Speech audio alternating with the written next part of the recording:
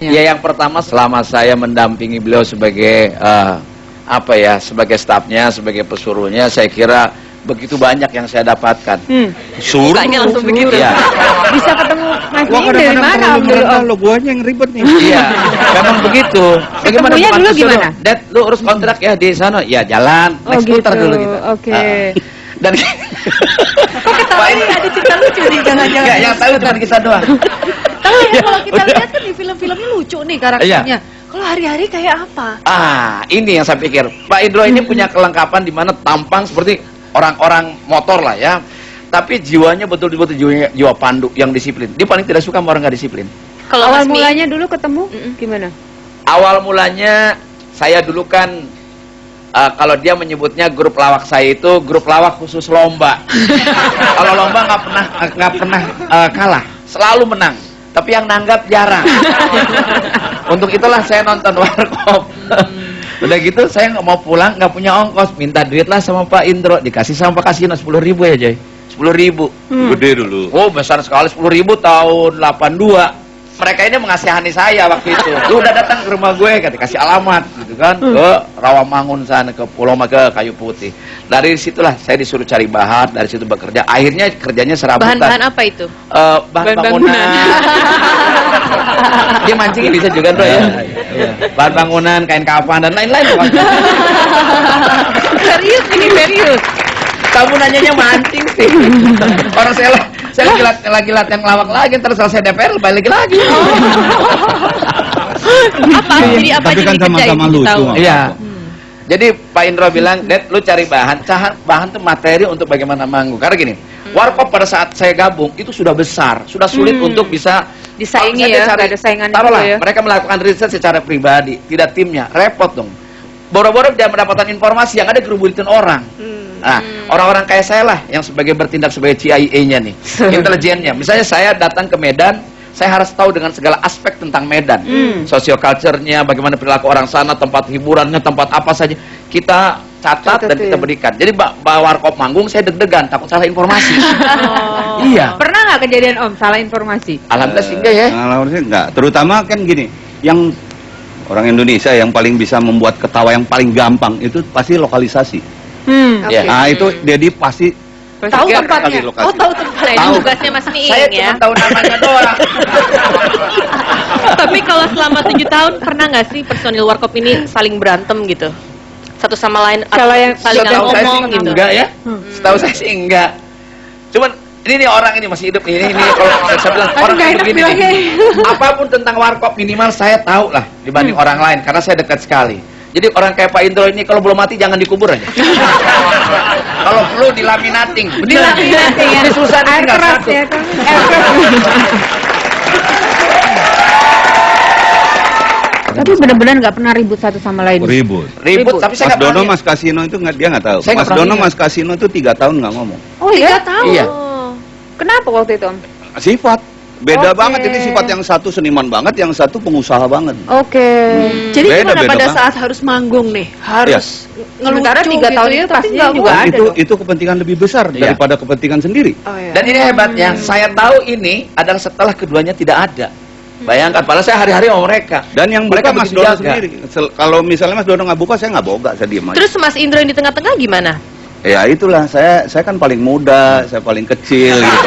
Nggak Ya. kelihatan ya. Biasanya, jadi gini Paling Mira, kecil gitu. saya kan berkantor di ruang rumahnya beliau nih ya. Jadi penengahnya dia, pelaksananya saya. Panggil, Dad, ini ada panggung tanggal sekian. Tanyain Kasino mau nggak? Gitu kan ya. Naik motor ketek-ketek ke rumah Kasino. Atau ya kadang-kadang Belum kayak ada gitu, handphone kalau waktu itu. misalnya langsung kayak gitu, misalnya ngomong nih, saya bertiga, nggak ada orang lain. Kalau ada orang lain, dia nggak, dia biasa aja. Iya. Kalau cuman ada saya, dia ngomong kayak ini, misalnya Dono, saya, Kasino. Saya ngomong ke Bilangin dong gitu. Dono gitu. Nanti lu keluar, gua ngomong ini, lu samber ini, gini-gini, ngomongnya di sana. Oh, Beneran. gitu. Atau kalau lewat telepon misalnya, bilang tuh mas lu ya, kamasmu tuh Kasino. Iya. Kalau Kasino nyebut Dono itu Pak Demu. Bilang sama Pak Demu gini-gini nanti ya, gini-gini. Jadi gua pas gini samber gini-gini. Jadi top mikirnya nggak apa Mikirnya tetap Iya. grup meskipun Tetap, komunikasinya iya. nggak Tertekan dong ini. di tengah-tengah. Hah? Tertekan dong. Lama-lama tertekan juga. Jadi kadang Kegencet. satu Makanya saya jadi kecil gini kan. Prihatin, prihatin. dan ya biasanya kita kan makan di Pecenongan ya kalau di Semanggung gitu selalu gitu. Ngewarung. Kita duduk ke warung, duduk. Kita baru duduk baru mesen-mesen. Mas Dono pasti udah duluan. Yuk duluan bilang. Dia Udah ninggalin. Dia tuh emang gitu, Matio dia. Ngatio. Makanya dipanggilnya Matio karena nggak ada alasan gitu. Udah lagi kita ngobrol. Yuk kemana? Bener serius. Makanya dia dipanggil Matio. Suatu saat pernah ya dia, bro, lu nganggur. Jalan sama gue yuk ke pameran buku. Dia kan wartawan kan, dia seneng nulis no. Udah ke waktu itu di situ Tugu Patani itu di hotel di situ. Gitu ngobrol. Saya cuma nganterin dia kan itu dunia dia. Udah terakhir udah pada sepi ke Dono mana? Nggak ada sih minjem telepon. Waktu itu belum ada handphone ya? Minjem telepon. Halo, Mas Don? Kok ada di rumah? Mau terima dia. Ya tadi situ saya liatin lagi pada ngobrol sih, nggak enak. Ya ampun. Itu yuknya. Jadi Spontan dia yuk ya nggak gitu. sabar deh, yuk aja pulang. Padahal dia minta dianterin sama kita di situ. Kita nggak ada kepentingan. Tapi berarti unik sekali ya. Dan dia jahil memang Mas Dono termasuk jahil. Jadi bisa pagi-pagi saya selalu kalau panggung di luar kota itu saya satu kamar dengan Pak Indro, Pak Kasino dengan Pak Dono. Kalau pagi Kasino belum bangun, Dono udah hilang ya. Iya. Berarti pas lagi berantem itu gimana dong? Kenapa? Pas lagi berantem nggak tidur bareng dong? Saya nggak tahu.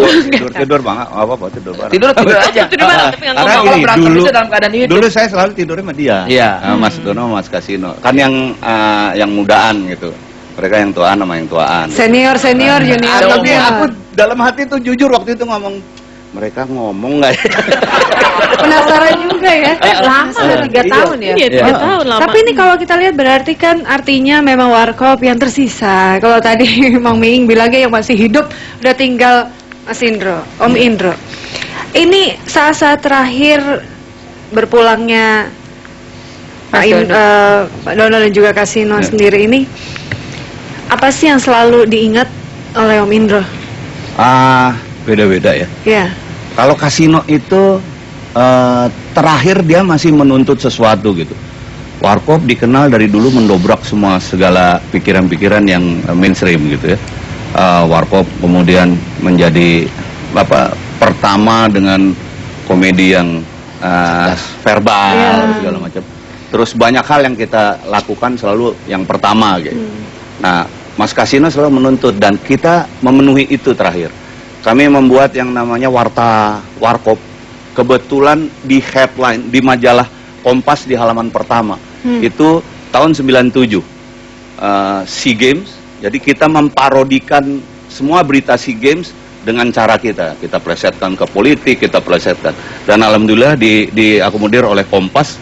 Dan mungkin itu yang pertama ya. Dan waktu itu Kasino begitu kita dapatkan itu dan kita buktiin itu. Kasino bangganya minta ampun. Seneng di tempat tidur dia selalu mulai ada telepon kan waktu itu mulai handphone dia ngubungin kita. Lu di mana sekarang? Ini di stadion gini-gini. Oh keren bener yang semalam yang kemarin gue baca keren banget abis. Aduh seneng banget. Itu yang selalu saya ingat. Kalau Mas Dono terakhir waktu dia sakit, Mas Don ada waktu itu belum parah banget. Ada permintaan untuk malam tahun baru. Dia meninggal tanggal 30 Desember. Aduh aku nggak kuat. Lah nggak apa-apa udah Mas Dono pokoknya asal ada aja tetap saya yang kan dari malam sampai pagi. Iya. Enggak. Kamu aja enggak. Ya kalau saya aja bukan warkop, orang minta yang warkop. Kamu warkop. Indro warkop, Dono warkop. Itu yang saya ingat. Jadi dan di situ dia udah kasih sign gitu. Jadi kalau toh gua lagi nggak ada, lagi dia bilangnya nggak bilang langsung ada. Lu tuh warkop, lu sendiri tuh warkop, lu bawa bendera warkop. Jadi ya lu jaga aja deh tuh bendera dia bilang. Kayak gitu dia udah ngomong kayak gitu. Dan nanti kita akan lanjutkan lagi obrolan